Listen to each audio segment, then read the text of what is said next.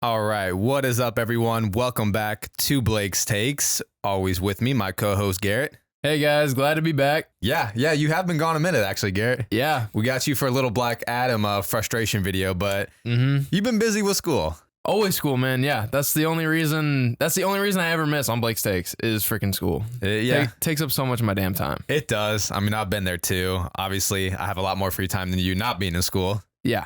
But you're back, and you know why we're here. Black Panther Wakanda Forever. Mm-hmm. But before we start a review on Black Panther, we did get unfortunate news that Kevin Conroy had passed away at the age of 66 with a battle of cancer. And I mean, let's talk about him for a second, because he was the Batman of our childhood. He was like the people's Batman. Dude, the definitive Batman. He really was. Like, I feel like if anybody made a top 10 list of Batmans, he is going to be at the top because he has been a part of just so many amazing projects, voiced over so many animated movies, video games, etc. Not only was he an amazing Batman, but I feel like every video you saw, he was just an amazing person. Like, he had such great energy whenever, meeting with his fans or on any talk show or podcast that you heard. He just always had a great energy about him. Very personable guy. Yeah. He was always willing to, meet with fans and, do that little bit extra to make them feel special. And he was a really awesome person. I mean, he was just our childhood, especially with the animated series in the 90s, Mask of the Phantasm, and then growing up throughout the Arkham games. He was the Batman. So yeah, I mean, thoughts and prayers out to his family, because we're never going to get a Batman like that. I feel like everyone who does voice acting for Batman, that is who you look up to when you do a Batman voiceover job. He's definitely inspired a lot of Batman voiceovers throughout the years. And even live action performances, I feel like. So it's just so disappointing to see. And rest in peace. Yeah, rest in peace for sure. So moment of silence for Kevin Conroy. All right, so moving forward with our review on Black Panther Wakanda Forever, what would you say your initial reaction to this movie is? Spoiler-free review right now, just a quick, summary, and then we'll dive deeper into the spoilers and all that. My initial reaction, I liked it a lot. I thought the score was amazing. The Namor, our villain, was so good. He was. And I thought they did a lot of good, character development with Shuri that we needed, because they needed to, really change her character for this movie. Yeah. And her and Namor, they ended up getting a lot more, time together on screen that I wasn't expecting. So I thought that was a good rapport that they built between our antagonist and our protagonist. M'Baku was great, as always. He was a nice comic relief that we needed throughout this movie, because it kept a very serious tone. Yeah, so piggybacking off that, I thought this movie did a great job at setting the tone, a very serious tone, a darker tone to this Black Panther film as to its predecessor in 2018. Score was amazing. I really did enjoy the score. Again, Ludwig Göransson, as he did the previous Black Panther, as he has also done many projects for Disney, Marvel, etc. And the performance by Tenoch Huerta as Namor was amazing. I can't stress enough how great this performance was as Namor was. No, he was so good. This was a very rare example, I'm not gonna lie, in Marvel, where I really felt for the villain. Yeah. I feel like we don't get that very often in the MCU, or at least especially in the beginning when Marvel was still finding their footing. Right. It was a very cut and paste, here's your big bad, and then they're gone, and then we don't care. Yeah. And like you said too, with the character development, this was a very character driven Marvel film, superhero film. Yeah, it wasn't like a bunch of crazy unnecessary action, just for the sake of there being action. Everything that happened, it was necessary for the story, and there were a lot of slow moving parts to this movie. There were, as it is a 2 hour and 40-minute runtime. So I thought the pacing did a good job. I thought maybe some parts were a little slower, but I think it was needed for that character development. No, it was definitely good pacing. And but it was necessary, bro. They had so much stuff to cover. Yeah. They had a lot to cover. They dedicated the first half hour of the movie, if not more, just dealing with T'Challa's death. Right. And I think this is where Thor and Love and Thunder lacked, was because we didn't get enough screen time of Christian Bale as Gore the God Butcher. Nope. And so Black Panther Wakanda Forever, they really took their time with Namor and given us a like you said, relatable villain, a likable villain, a very human, a very human character. Even though he's like practically a god. Yeah. Overall, I was honestly really impressed with what Ryan Coogler did under the circumstances he was under. Yeah. Like who would have thought? Or, I mean, he had to rewrite a bunch of stuff. He was like halfway through the script. I know, dude. He was just left with so many challenges with the passing of Chadwick Boseman. Yeah, and I think he really pulled it off and did a great job at the story. Mm-hmm. It was a great story. To be honest, I think I enjoyed the story better than the 2018 Black Panther. I think I did too. Yeah. Okay. I mean, so yeah, that's all we're really gonna dive into. Like spoiler free wise. Yeah. You know, there are some things that we have already known throughout the trailers that we've seen, and that is, you know, addressing what they're going to do with the death of Chadwick Boseman, you know, as King T'Challa. So yeah, let's address that with how they handled the death of Chadwick Boseman and how they worked that into the story with King T'Challa. I thought it was good that they like went right into it. They did go right into it, yeah. They go right into it, and we see that, or we don't see really, but which is good too. Like there was I mean, like you couldn't. I mean, you could with effects or stunt doubles, but it's like I'm glad they didn't do any of that. No, you're not. It's disrespectful to the actor. Yeah. You don't want to do that. So I thought they did it in a very respectful way. You know, like we're imagining T'Challa's like in another room, sick with a disease, and all we see is Shuri just like working on a cure, she's trying to remake the heart-shaped herb so she could heal him with that. No, I thought how they addressed Chadwick Boseman's death was really beautiful. Yeah. And honestly, like, bro, I was crying like the first 10 minutes, bro. I get emotional. I knew you would be, bro. I was crying the first 10 minutes. I knew you would be. Because shit, bro, it's even like emotional now talking about it. It's so fresh. Dude, okay. It hurt. Let me try to get serious. Okay. Damn. Okay. Oh my God. Okay.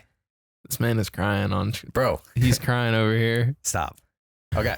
Dude, it's hard not to. Sorry, I get a little more emotional than Garrett. Yeah, he does. Woo. I'm trying, guys. I'm trying. All right. Let's get through this. So, you know, they hold a funeral for T'Challa.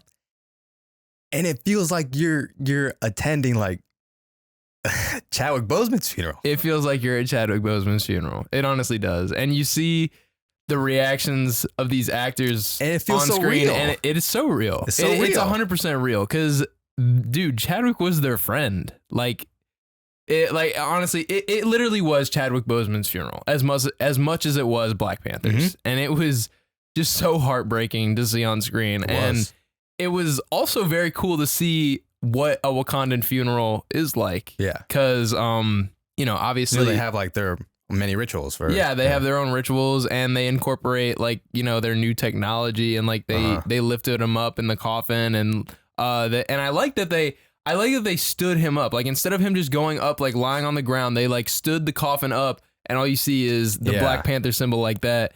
And I thought that was really cool, like to show strength in a time of grief. Yeah, I guess. Because, you know, they were doing interviews with these actors about the movie and how, you know, they were going to deal with the loss of Chadwick. And, you know, a lot of them were saying, obviously, it feels like there is a big hole in the film not having him there because, the first Black Panther, like, he was easily the best part of that character. He brought that character to life, as he's brought so many, you know, inspirational Black characters to life as well on screen for us. No, Chadwick was all about representing Black culture. Yeah. And he always dived so deep into it and did amazing, like, especially with Jackie Robinson 2 and 42. Mm-hmm. Yeah, that's exactly, that was exactly the other role that was coming to my mind. So, you know, obviously there was going to be a big hole not having him there, but I thought the way they addressed it was beautiful. No, and I think, and so in the movie, he was dying of like an unknown illness. We never find out quite what it is. It was just so shocking. And I think it really captured like our shock when he died in real life.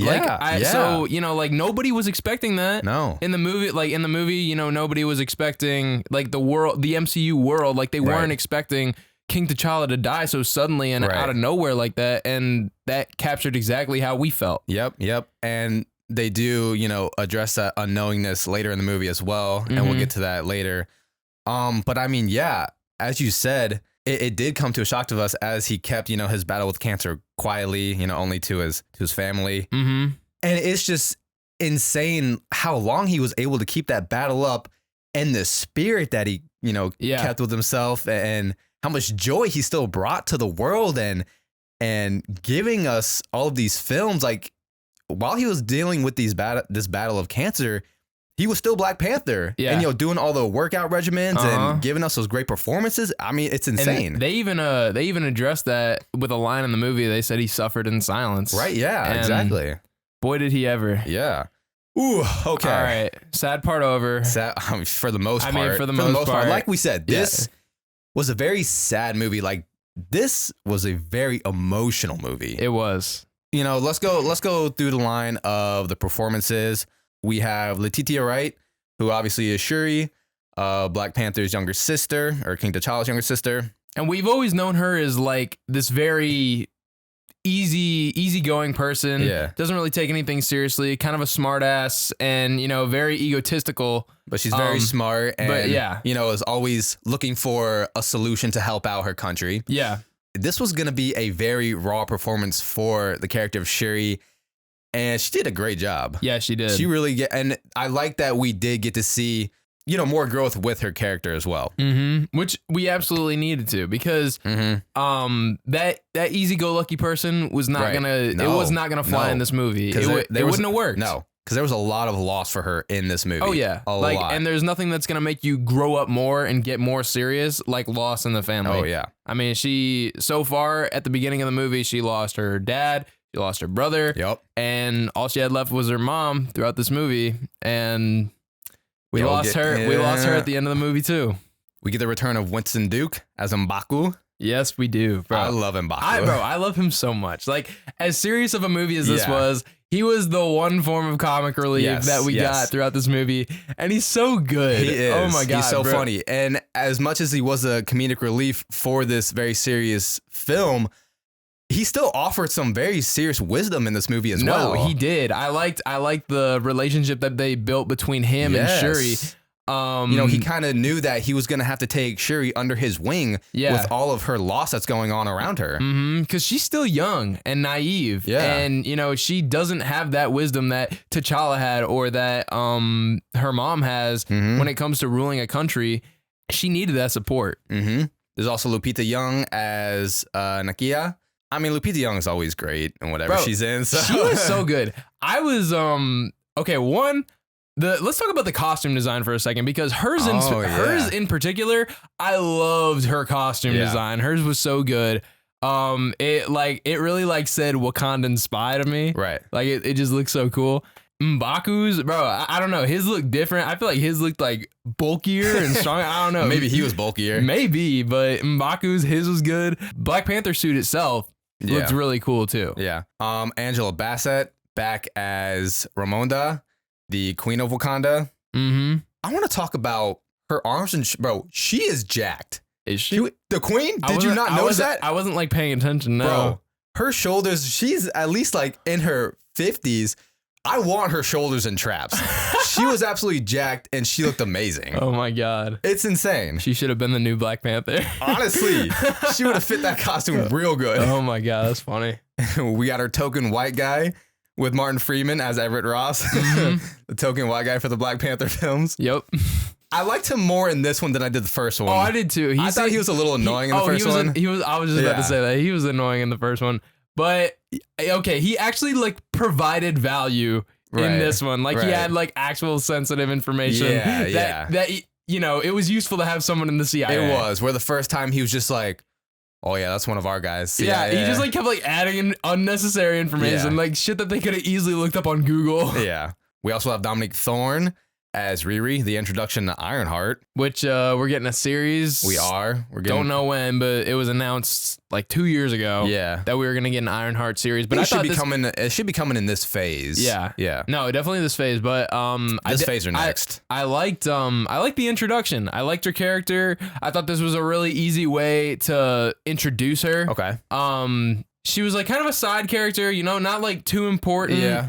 There wasn't a lot of focus on her, but she was there and she played her role. I thought the introduction may have been a bit rapid, a little quick. I know what you mean. Especially with the threat that she was supposedly creating for this story. Yeah. But I like the actor. No, I like the actress. I liked her a lot. I know what you mean though. And also it seemed like they went pretty quick from, you know, her just being like a super genius at a college to her flying around in this suit. Right. Yeah. Like that was a pretty unexpected. I was like, what? You're already working on this shit? Yeah. But I mean, overall, I did like the performance from the actress that we get. And last but not least, we got Tenoch Huerta as Namor. Bro, that right there, that's a top 3 MCU villain performance. Really? I can't even lie. That's top tier level performance that he gave us as Namor. I'm not fucking joking. All right, I'm not even joking. No, like I loved Namor in this movie. I respect that opinion a lot. Yeah. I think he was the best part of this movie. Best part. I think he was the best part. I do. Okay. Yeah. All right. Like I said, they did a lot of character development with this character. Yeah. And it really shows. It does. Because there's nothing better than a villain you can feel for. Right. Because when you feel attachment to that character, it doesn't feel like, you know, you're just going up against any other person. Right. Like there's actual conflict. There's conflict within Shuri at first about going up against Namor because, you know, at the end of the day, he's just trying to protect his people. Yeah. And I mean, that's also why we love certain villains like Loki, is because we do feel for Loki and, you know, what he's been through. And even though, you know, Thanos wanted to wipe out half the population, he believed so much in what he was doing for the greater good that even though what he was doing was so fucked up, you were still like, I kind of see where he's coming from, you know? So especially when you give that good of a performance, Namor, to me, he's sitting at the top tier villains of the MCU now. That shit was good. Okay. Not to mention, he was a badass, bro. He looked good. He did. The costume design? Yes. Costume design was so good. Fire. And bro, he was fucking shit up. He was. The entire movie. He was. Whenever he was in an action scene, like he was fucking people up. Right. And it was confirmed that Namor was going to be as strong as the Hulk and Thor in this movie. I mean, it shows like he's basically a god, you know? And also with the wings on his ankles as well. I was kind of curious how they were going to have him move in this movie, like moving around, flying in the air. Yeah. I thought it looked really good. No, it did look good. It was like he was like stepping. Yeah. It's like he was stepping with the wings. I thought that was really cool. Yeah. And like as strong as he was, I feel like he had that finesse side to him as well, you know? He wasn't a brute by any means. Yeah. And he doesn't look like one either. No. Like he's not like a super imposing person to look he doesn't. at. He's not jacked like Thor per se. He just kind of gets shit done. Yeah. And it's cool. Okay, so speaking of Namor, let's have that lead into the story itself in this movie, which obviously Namor is a huge part of. So if you don't know, Namor was actually in the first Marvel comic that came out in 1939. Yeah, he's like their oldest character. Yeah. You know, the first mutant published for Marvel. That's pretty crazy. Yeah, and he says in the movie, he's a mutant too. Yes, so he does. He addresses there are mutants in the MCU, bro. I love that they're addressing the mutants. Yes. And actually, Namor as well is technically the first anti-hero that we see in Marvel Comics as well. Mm-hmm. And you kind of get that sense from him. Like, obviously, he is the antagonist in this film. But he's not a villain. Right, but based off of his morals, and sometimes his morals are conflicting with being a hero. Yeah. But like you said, you do feel for him in this movie. Mm-hmm. And so essentially, what we got going on is Ironheart building this machine that she thought was for a class project that can detect vibranium steel in the ocean. And it seems like vibranium is a huge thing in this movie because it sounds like, you know, all these other countries want the vibranium resources that Wakanda has, but Wakanda isn't reciprocating, you know, these resources since the death of T'Challa. Yeah, I liked that. I liked the political angle that they went with this movie as well, because I was like, you know, what's really going to be like the struggle for this movie? Like, it wasn't just with Namor. Like, there was underlying reasons as well. And you know, and it was all about vibranium. And you know, as we know in the last movie, T'Challa said he was going to open the gates for helping out other countries. Yes. He said he was going to have aid for other countries. And you know, now these other countries are just getting greedy. They're like, "Oh, you're gonna help us? Give us your vibranium. Right. Give us your vibranium." And you know, obviously Wakanda's not about that. It's always been their policy. Don't give that out. One, that's what makes Wakanda special. Is their access to that. And two, who the hell knows what any other country would do with access to powers like that? Because obviously, vibranium has been in Wakanda for hundreds and hundreds of years. Yet thousands, bro. Thousands, and you know. Yet they've remained a peaceful country. Yeah. You know? Yeah. So obviously what they've been doing is working.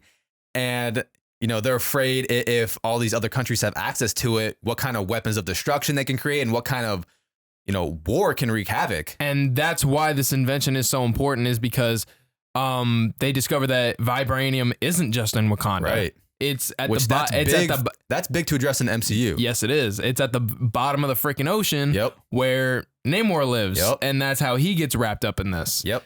And Namor is the leader of the Tolucan tribe. So in the comics, obviously he is the leader of Atlantis. They changed that for this movie. Because they probably didn't want them thinking like they hear Atlantis and they think Aquaman. Because I'm not gonna lie, if I heard Atlantis, I instantly think of Aquaman. Yeah. And Tolucan is a mythical Aztec paradise. I like that they did change it for this movie because, it made it feel more like their own thing. Yeah, it felt very separate from DC and Aquaman and all that. So. But that's the thing. No one knows that this world exists. Mm-hmm. And Namor wants to keep it that way to protect his people. Yeah. And so if they start discovering vibranium, they're eventually going to discover his underwater city. Exactly. Which is made completely of vibranium. Yep. Vibranium as well. Mm-hmm. Yes. So they also have access to vibranium just like Wakanda does. Yep. So you see, these two separate worlds have had access to vibraniums for all these years, but have been able to remain peaceful within their country and not cause, catastrophic destruction to the world. Yeah. Both countries, Wakanda and Namor, and Tolucan, they don't want that. They don't want all these other countries gaining access to those resources. Yeah. So even though they both want to, keep vibranium within their own country and not have it spread to other powers, they're handling it in very different ways. Yeah. Namor just wants to kill the science. He just wants to kill the inventor who made the device. Yes. And be done with it. Yeah. And that's where, Namor's morals can conflict with being a hero. Yeah, like that's not something a hero would do. No. His main priority is always his people, but he doesn't really care what he has to do to take care of what he needs to. Versus, Shuri in this movie, her entire thing is like she's trying to protect, and the inventor being God, that's a fucking tongue twister. The inventor being Riri Williams. And so the entire movie, she's trying to convince him like, hey, you don't need to kill her. Uh-huh. She can stay in Wakanda and, we'll keep it under wraps that way. Yeah. But he doesn't trust that. Nope, he doesn't trust it. And then this all leads to a chase with the CIA coming after Riri. They're after her as well. Yeah. And then just when they think they're getting away from the CIA, then here comes the Tolucans. Yeah. And they attack him on a bridge, and then Shuri's kidnapped, and then now there's conflict with Wakanda and Tolucan, or how do you say it? Tolucan. Yeah, the Tolokans. Yeah. Yeah, conflict between Wakanda and the Tolokans. And yeah, it's just not a good situation. Right. Like, I mean, when anybody gets, when a princess gets kidnapped, that's never a good way to start peaceful negotiations. Right. Yeah. So, obviously her mother is going to be very concerned about where Shuri is and sends in Nakira to get her back. Yeah. I love the backstory that we get to Namor as well. And they took their time with it too, because, a lot of times with these MCU villains, there isn't too much of a backstory, or at least they kind of gloss over it or go over it pretty quickly. Like, oh, here's like a 60-second story time of why the way I am and why the name I have. I literally think they did a better job of giving a backstory to Namor than they did to fucking Black Adam in his movie. Oh, absolutely. Yeah, in his own movie, they gave him a worse backstory than the villain of Wakanda Forever. Absolutely, because not only do we get flashbacks of Namor, being born and how his people came to be how they are, and why he's called Namor, because he has no love in his heart. Yeah. Because when he returned home, conquistadors had completely burned down his home and enslaved everybody. And enslaved them. Yep. So he had no love in his heart, and that's why he's called Namor. Yeah. And we get this whole, scene as well with him and Shuri, and him showing her his underwater city. That's when you start to feel for Namor as well, and him wanting to protect his people. Yeah, and like, you see this beautiful city that they've created underwater, and like how they, and everybody there was like peaceful. Like they had created a very peaceful society and everything, and he doesn't want to lose that. And it's very understandable as to why. again, it's just like, making him seem human. Well, I mean, his mother was human. Yeah, his mother was human. He had human emotions, and I mean, okay, well, it's not like the Tolokans aren't human. They were human. They were human, and then turned into underwater dwelling people from like basically their version of the heart-shaped herb. Yeah, yeah. It was because it was vibranium enriched soil. Yep.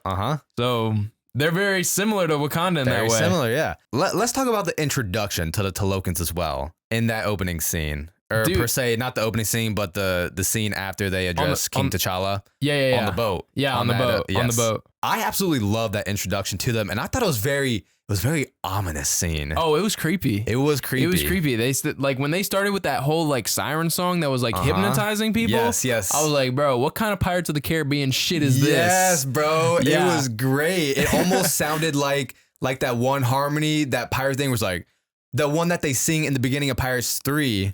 Where it's like, yes, I know. Yeah. I know what you're talking about. I know it's not exactly the same, but it had some similarities to that. And I was like, oh, I'm fucking feeling this. Yeah, no, it was really cool. It was. And they use it as like a sonic attack, and they just like take over the minds of anybody who can hear it. Yeah, and they just start jumping off the boat. Just start jumping off the boat. You're like, what is going on? Dude, that shit was cool. It was cool. That was a great introduction to the Tolokans. Mm-hmm. And and they're just these freaking blue underwater people, and they're like, bro, they're imposing to look at. Like they're kind of scary to look at. Well, not to mention like they do have vibranium weapons. Yes, they do. And so I mean, they just did a good job at displaying their threat in that opening scene for them. Oh yeah. And that scene in general did a great job at setting the tone for this Black Panther movie. Like it was a darker tone, absolutely, than the first one. Mm-hmm. But so moving forward with the conflict in this story, essentially Namor wants to attack the surface world, and he wants the Wakandans to join him because he knows together that they would be unstoppable with the resources that they have. Shit goes sideways, and he feels betrayed by Wakanda, so that's where their beef starts happening. Yeah, well, I mean, he feels betrayed because they went and got Shuri back. Yeah. But it's like, what do you expect, bro? You kidnapped the princess. Right. I mean, and I get you had like good intentions and you weren't mistreating her or anything like that, but it's not going to look like that to everybody who's not in the situation. So after feeling betrayed, Namor, he wants to send a message to Wakanda. And boy, does he ever. Boy, does he ever. And yeah, he fucks up Wakanda and sends a message. Wakanda's been through some shit, bro. Dude, really has. I mean, between the death of King T'Challa, the death of King T'Chaka, not long before that. Mm-hmm. I mean, the fight that happens when Killmonger takes over, the battle in Infinity War, and now this. I mean, Wakanda's been through some shit. Dude, I know. For like a city that's supposed to be like one of the safest places ever, they seem to get attacked a lot. Yeah, they have been through some shit these last years. And Jesus, just adding onto the pile when, Namor wants to send his message. How does he do that? Oh, boy. Spoiler warning. Yeah, spoiler warning. By killing the freaking queen, bro. Ramona. Jesus Christ. Damn. I mean, how much more can Shuri lose? Seriously. Jesus. That's why I thought the relationship with M'Baku was really good. Agreed. She needed that support. She needed it because she had a lot of vengeance in her heart. Mm-hmm. And it had consumed her. Yeah. So, moving fast forward, they need to come up with the solutions, how to protect their people and how to attack the Tolokans. What they've been trying to do, or what Shuri's been trying to do for a while now, is synthesize a heart-shaped herb, as from the original Black Panther, Killmonger burned them all. Yes, he did. Damn, who knew that would come back to bite so hard in the ass? I know, I thought about that. Yeah. And I was like, dang, I mean, I was like, we're not going to have to worry about this. We got T'Challa. Right. Like, we're not going to have to worry about it. Yeah. But then there goes Chadwick Boseman. I know. We needed a new Black Panther. Yep. And they had to address that quickly. They did. And I thought they did it in a really cool way because, she was trying to recreate it already at the beginning of the movie to heal him. But she just didn't have the right materials.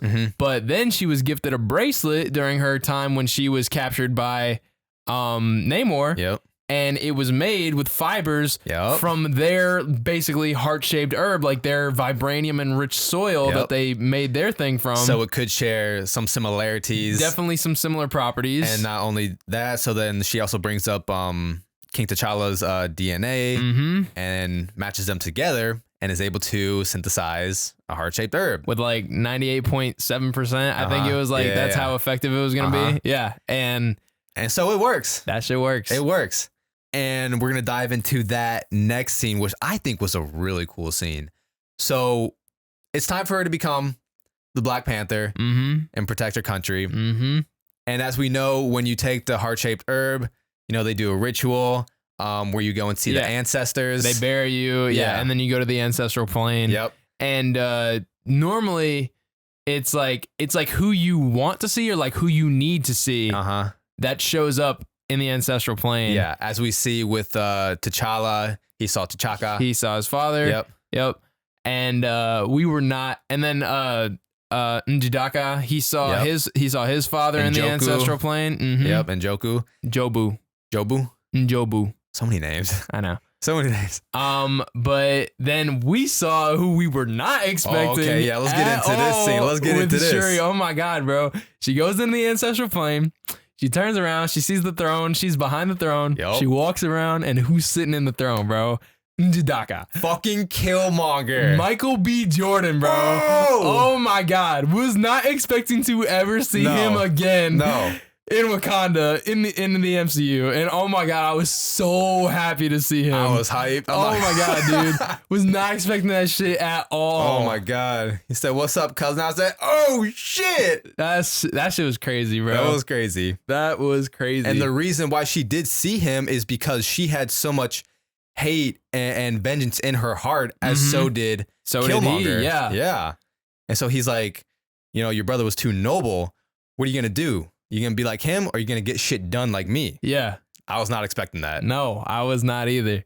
And she was afraid to tell Nakia that she saw Killmonger in the ancestral plane.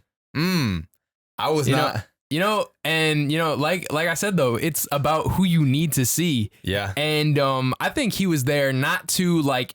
Okay, obviously, Killmonger, he definitely wanted to like encourage her to use that, to use that anger and vengeance that she had, but I think in a way, like it's what kept her from, killing Namor at the end. Like that's all she wanted. She just wanted to off him, but then that would like set off, probably years of war between the Tolokans and Wakanda. But I think because she saw so many similarities between her and Killmonger. Yeah, and that's those like, two countries. Yeah, that's like what scared her from. That's what like kept her from going through with it. She was like, if I do this, I'm Killmonger. Because in that final battle, she was having those visions of not only her mother but thinking back to her visit to Namor's country, his underwater city, and just thinking about the people and how similar they were to Wakanda. But that scene, bro. I was not expecting that. I wasn't either, and it was so good. It was hype. Yeah. And you know what I also noticed is like the fact that it was in the throne room and it was still flooded. Yes. It was still flooded from when her mom just died. Yep. Like just like another reminder of like where this vengeance is coming from. Yeah. No, as you see in the beginning of the movie when Shuri and her mom, they go on a walk and she goes to what looks like an outer riverbank in Wakanda. And they have a moment there together. She wants Shuri to join in a ritual of hers in the passing of, her brother. And they want her to burn, what is it? Burn the mourning clothes? Like the funeral. Yeah, like the funeral gown. Yeah. And she's like, I can't do this. If I think about my brother too long, then I just want to burn the world down. And Namor heard that. And so he knew that she had hate in her heart, just like him. So he was trying to use that to get her to join them in, attacking the surface world. But yeah, man, was not expecting to see Michael B. Jordan back. I was not either. But damn it, was I glad to see him again. Me too, because low key, I was really hoping that after Chadwick Boseman passed, I was like, damn, if they could bring back Michael B. Jordan as Black Panther, if there's some way, off scene they See, they saved him. no, but see, this is why I'm so pissed that they ended the original Black Panther the way they did. with his death. Yeah, like, bro, Yeah. why you got so, like, okay, and the fact that it's Michael B. Jordan too. Like, bro, Yeah. Michael B. Jordan can have such a future in the MCU, Yeah. but now he can't. Yeah. And I'm like, I know. come on, bro. Why you gotta kill everybody off? He did not need to die. Didn't need to die. So at least I like that they brought him back in some form. I never thought I'd see him again. I mean, him and Ryan Coogler are boys, so yeah. like, hey, I got you. I'll bring you back. Speaking of other characters that seem to have returned from other projects, we have Julia Dreyfus returning as what's her name? Bro, the white girl, Everett Ross. Everett Ross's ex-wife in the movie. Oh, I forget her name. I can't remember her Oh name. my god, Valentina Allegra. And we see her In Falcon and Winter Soldier. Falcon and Winter Soldier. Mm-hmm. We see her at the end of Black Widow. Yes. That post-credit scene. Mm-hmm. Is there another thing we see her in? Did we No. see her in Hawkeye? I don't think so. No, I don't think so. But it seems like she's making her way. No, into- she got some shit going on. She does. And I think what it seems like is going on is she may be putting together the Thunderbolts team. Mhm. Because if you think about it, who is she recruiting at the end of Black Widow? It's Yelena, Yep. which we know she's going to be in Thunderbolts. John Walker, who's going to be in Thunderbolts. Mm-hmm. So, now who's she going to recruit? Ironheart? I don't think Ironheart's going to be in. No, she's a good guy. Yeah, She's a yeah, good yeah, guy. Yeah. We know Red Guardian's going to be in it. Oh, Winter Soldier is going to be in Thunderbolts, which obviously, yeah, she was in Falcon and Winter Soldier. So it seems like she's making her way around. She's going to be like, what, maybe the Amanda Waller of the MCU? Yeah, I'm kind of getting that vibe from her. Yeah. But I like her better than Amanda Waller. Yeah, we know that. I mean, we haven't seen anything to not like her yet. True. We haven't seen too much. She hasn't been enough stuff. She hasn't been in too much. That was a twist, though, that was Ross's I know. ex-wife, though. Yeah. That was funny. It was. So, I mean, we'll see where her character is going to go within the MCU. All right, so let's move on to the final battle, though. They find a way to weaken Namor. Like we said, he's a strong fucking guy. Yeah, he is. So they're like, how are we going to weaken him? So he draws his powers from, water and air, but it seems like the longer that he's out of the water, the weaker he gets. Yeah, so they find a way to essentially like extract his I don't know, like dehydrate him. Bro, they throw him in a sauna basically, like a super sauna. Yeah. And it weakens his skin. It weakened him a lot. Yeah, it did. And they turned the the Wakandan ship that we see all the time, the one they take on missions and stuff. They throw him in there, they turn that into like that heat box, and they fly out to the desert, and then that's where we see that like one-on-one combat go on with Shuri. Right. And as you see during the battle, he's like, oh, I need water. Yeah, he literally says, I need water. Yeah. I mean, but he still does some damage, though. Oh, he's still doing bro. damage. No, I don't think Shuri would have stood a chance. Like, no, absolutely without not. that weakening, no, would not have happened. Absolutely not.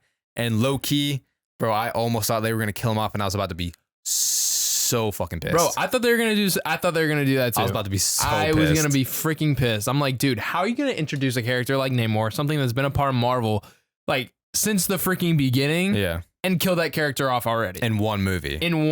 Yeah. Because like all that character development for nothing. Because not for nothing, but just like he's dead. Yeah, because it seems like he could definitely have a big impact on the future of the MCU. Mm-hmm. And also, I want to see that actor again. Tunichi Huerta. Yes. Fucking performance of a lifetime right there. That shit was great. But, in those final moments, Shuri does come to her senses. She knows killing him is not going to be the answer. So she gives Namor an ultimatum. She's like, yield now. You'll have our protection. We'll keep your secrets safe. But you're not going to hurt our people again. It's like, okay. Yeah. Fine. That's all I wanted. And, it worked out for him too, because he was like, Wakanda, as powerful as they are, they don't have any allies. Right. And now we're allies. Yeah. And eventually the world is going to turn on Wakanda. Yep. And when they do that, they're going to turn to us for support. Yep. And then we get to attack the surface world just like we wanted. Yep. Exactly. So in the end, it's kind of a win-win. Yeah. Should we talk about that post-credit scene or mid-credit scene? There's only one. It's the only credit scene. Yeah, it's the only credit scene. So here we go. Shuri heads down to Haiti to go see Nakia. Because Nakia says to her, if you ever want to come to Haiti, she always has a home there for her. Mm-hmm. And so she goes there to do her ritual that her mother was teaching her in the beginning of the movie. Mm-hmm. and that's burn the like the funeral clothes of King T'Challa's funeral. But yeah, she goes down there by herself and burns it. And then oh my God, dude, they did such a freaking heartbreaking flashbacks of T'Challa. Yeah. Oh my God, bro. Like, yeah, I wanted to cry there. Right? Yeah. That shit was hard. I honestly didn't think they were going to address that loss as much as they did, but they did it in such an organic way. Yeah, no, they did it in a really good way. They did. And so after she's done burning those clothes, Nakia comes down to the beach with a kid. Like, who's this guy? Yeah. You know? She gets down to the beach and she's like, Shuri, I want you to meet, what's his name? Tassan? His name is Tassan, but that's his Haiti name. Mm-hmm. And Nakia goes, this is your Aunt Shuri. Mm-hmm. Like, oh shit, that means only one thing. Yup. King T'Challa's kid. King T'Challa has a son. And his Wakandan name is T'Challa. Is T'Challa, bro. Wow. That shit was crazy. So I'm glad that name is going to carry on in the MCU. And we could have another Black Panther King T'Challa in the future. Yeah. So I feel like that was another great way to honor King T'Challa. Mm-hmm. And, no one knows about him. They wanted to keep him a secret. They had discussed. Yeah, T'Challa. And that's something they discussed before his passing. Yeah, they discussed that they didn't want him to be raised around the throne with the pressures of, everything that holds. Yeah. I think that was probably a good way to do it, honestly. Yeah. And dang, they even talked about how T'Challa had like prepared them for his death. She was like, Baba taught us how to prepare for his death, right? For when he's gone. And then he was like, yup. Uh-huh. Yeah, that shit was so sad. I know. And, that was the only end credit scene.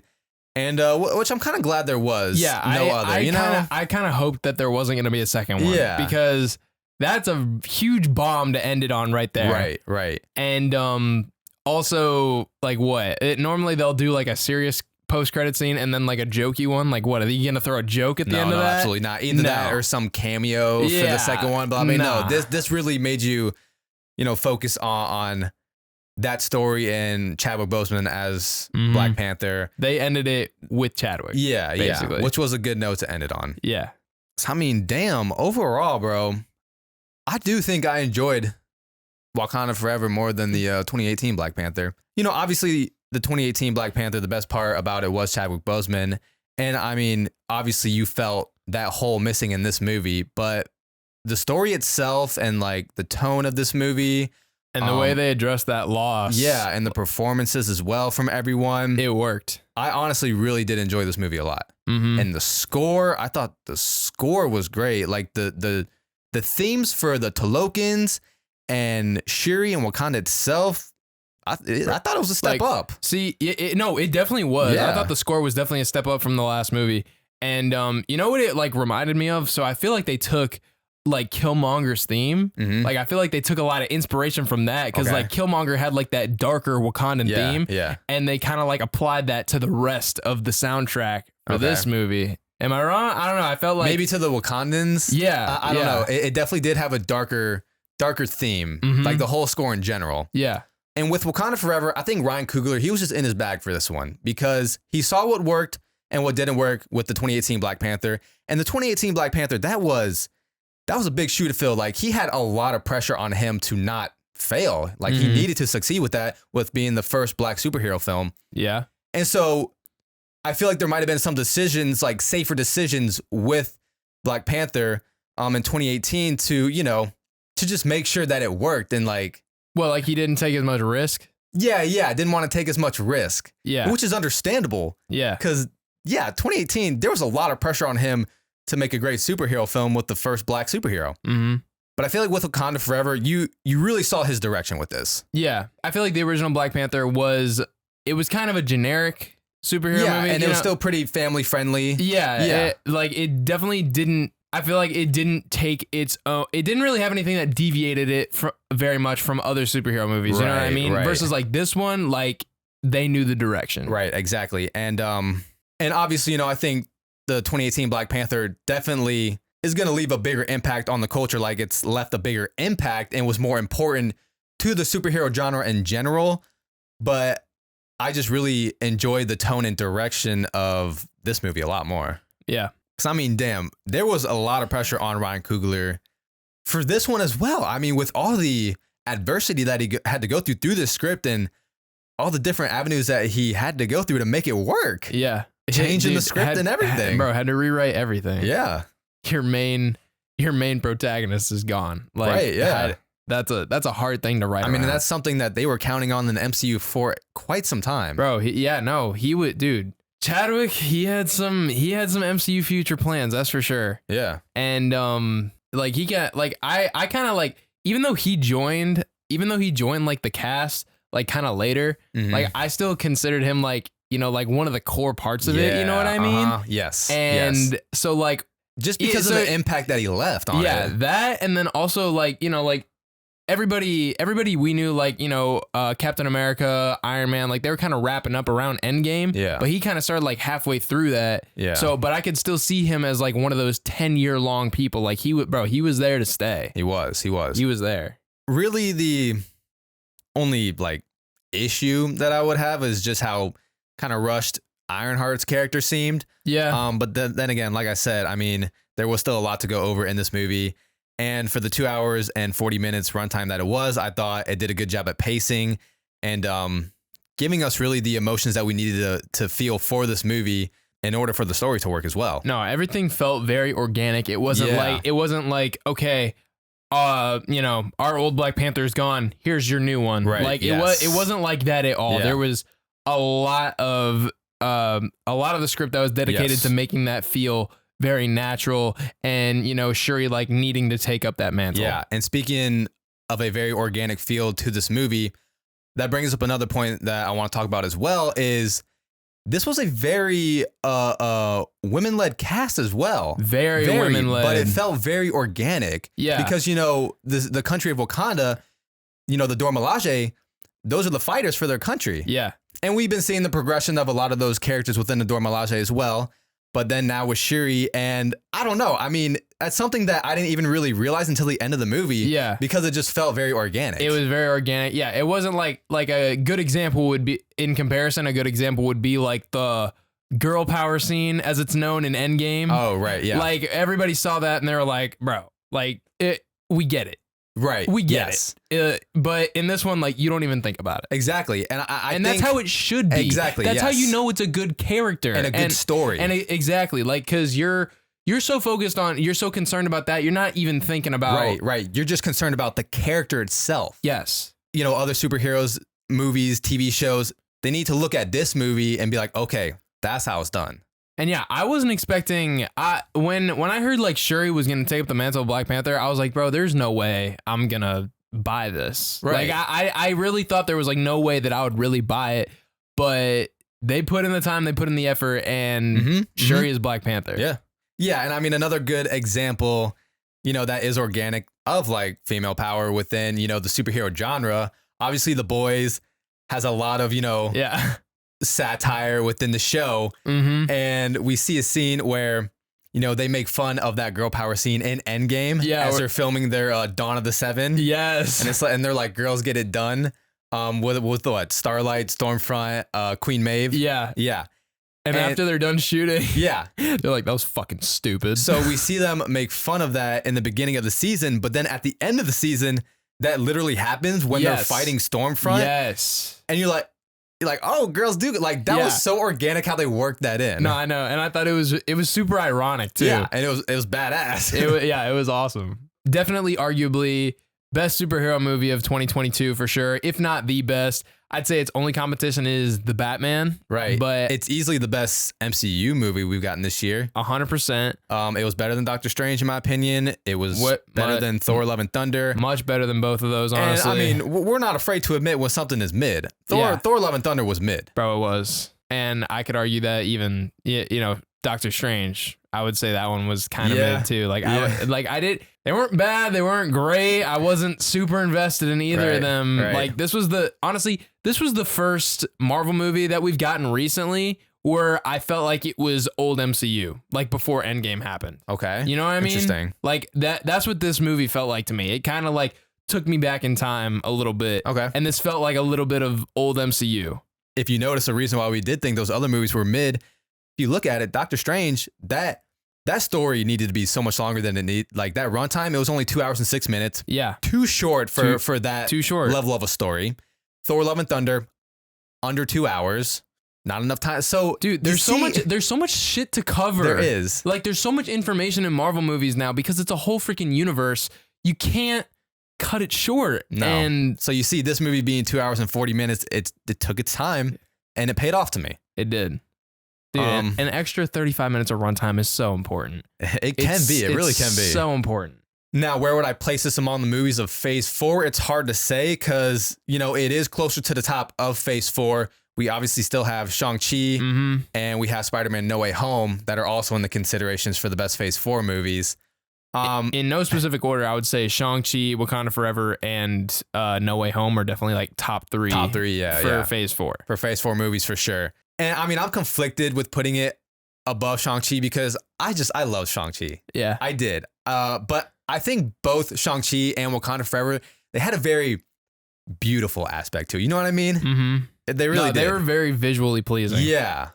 But I'm not gonna lie, I think as far as like with the acting performances and everything, I think this one was better than Shang-Chi. Because I feel like there was a lot more emotional scenes. I like the villain better in Wakanda Forever. Yeah. So honestly, I'm not gonna lie. I'm gonna say this is above Shang-Chi. Okay. Yeah. Okay. See, I can't be mad about that. Yeah. Because like I said, Namor, bro, this was top tier an antagonist performance. He was a great villain. Top tier. This was a better villain than Shang-Chi. This was a better villain, at least a better story villain than No Way Home to me, story-wise. Yes. So No Way Home, as good as it was, it does suffer because it feels like everything was kind of thrown together a little bit. Right. And obviously when they're doing the whole universe, the multiverse thing, it's gonna feel like that. Yeah. Like regardless. Yeah. So it does suffer a little bit from that, but I think, so the Wakanda Forever, it having like one singular villain definitely helped that focus and because in a way it also almost felt like a Namor film. It did. Like I said, bro, character development with villains is the freaking key. It is. So yeah, I mean, Phase 4 in general, like I said, no particular order, but sitting at the top is going to be the Lokis, the Moon Knights, the Wakanda Forever, Shang-Chi, Spider-Man No Way Home. Like that's the top of Phase 4 to me right now. For sure. So if you want to see a movie that's really going to make you emotional for these characters and make you feel for the story, I 100% suggest this movie to you. Very important for the future of the MCU. Yeah. Just a very enjoyable watch. It was very enjoyable. Be prepared to cry if you're a crier. Yeah. Like Blake. As you know, I am. Yeah. So that first 10 minutes, I cried my ass off. And if you cried at Endgame, then you're going to cry here. Yeah, I think so. And I mean, if you just love these characters like we do too, you're going to cry. You're going to cry. All right. So there it is. Our Black Panther Wakanda Forever review. What score would you give it? Score? Ooh. Dang, rating. Let's see here. I don't give like many nines. I want to give it like a 9.1. I was going to give it a 9 out of 10. Yeah, I was going to give it like a 9.1. Just like a little bit above. But yeah, I don't give many nines, but you don't. This one earned it. Okay. This one earned it, bro. I agree. It did earn it. And I'm curious to see as the weeks go on what more and more people are going to be saying about the reviews. Because I've seen some people say that they haven't enjoyed it or they've had some issues with it. How, bro? I don't know. I don't understand. I mean, like I said, those are the same people that say they love Black Adam. Actually, yes. Soups. He loved Black Adam, but there was this one tweet that people were going in on him about that he couldn't explain it until the movie came out. Mm-hmm. So I don't know if there's still an explanation of some of the issues that he had with it, but I mean, I really enjoyed this movie. I really did. I freaking loved this movie. It was so good. And like we said, we're not afraid to admit when something is mid. Yeah. Garrett's getting a lot of shit right now for absolutely shitting on Black Adam. Yeah, I am. He gave Black Adam a 3 out of 10. Everyone's like, how? It was a 7.5, 8 out of 10. Nah, Black Adam was pretty mid. Like I said, I mean, I enjoyed it more than Garrett, but I mean, Jesus, we're not afraid to admit when something is mid. All right, so that's going to do it for this review. Thanks for finally joining us again, Garrett. About damn time. Yeah, no problem. You're going in these little spurts of absence. Bro, when I graduate, then you can give me shit when I'm not on here, Yeah, okay? that's true. That's true. All right. So next Phase 4 Marvel movie is Quantumania. Quantumania. Ant-Man and the Wasp Quantumania, which I am fucking pumped to see Jonathan Majors again as Kang the Conqueror. Mm-hmm. He's in everything right now. Dude, he is. Man's killing it. Man's killing it. I mean, he's going to be in Creed 3. Man is looking absolutely jacked. Dude, he was jacked. He is so jacked. Oh my God. And I just kept insane. seeing people, responding to the pictures of him being jacked saying, oh, he's going to fuck the Avengers up. Yeah, he will, bro. Oh, he will. So yeah, definitely excited for that project a lot. Cause that's gonna bring a whole new level of threat to the MCU. Mhm. That's what we think is gonna lead us to what we think maybe the Secret Wars and those whole Avenger movies in a few years to come. So that's gonna do it for us here at Blake's Takes. As always, with me, my co-host Garrett. Make sure to give us a follow on TikTok, YouTube, Twitch. Give us the subs. We do stream every Tuesday night. If you want to come hang out with us, join us on Twitch every Tuesday night. Give us a sub there.